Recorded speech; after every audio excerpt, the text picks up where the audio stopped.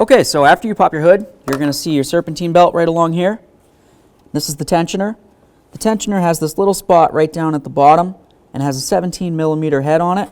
So you're just going to use your ratchet, and we're going to put that on there with a 17 millimeter, and we're going to relieve tension from the tensioner. That's going to make it so the belt can come off the pulleys here. Get our tool back off. Take note of which way the belt goes. We're not going to take it completely off, but we'll at least move it a little bit.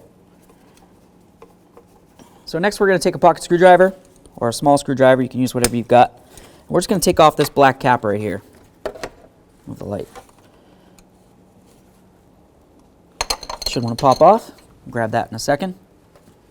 So next we're going to use a T45 to remove this mounting bolt.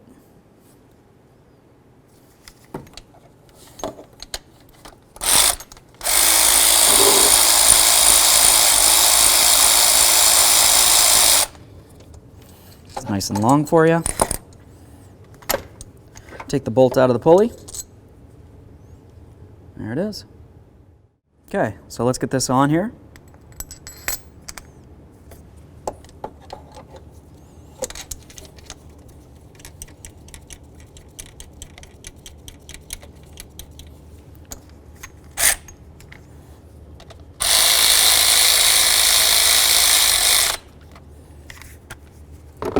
Just going to make sure it's tight with the ratchet.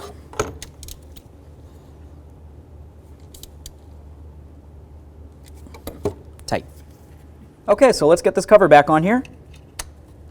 Should pop right on. Beautiful. All right, let's get the belt routed here. I'll open around here. This goes this way. It's going to be very important to make sure you get the belt on all the pulleys and in all the grooves as they're supposed to sit.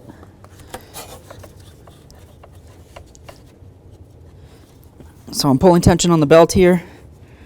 What I'm going to do, I'm going to pull this top one off. I'm going to grab my tensioner. My ratchet for the tensioner. Slide that on. I'm going to come right up here. Put this on this one. Okay. Now we need to double, triple, and quadruple check to make sure that the belt's routed right and it's over all the pulleys, sitting inside the grooves 100%. Feels great. Okay, so now we just need to start the vehicle. We're going to let it run for 3 to 5 seconds, then turn it off and recheck those pulleys.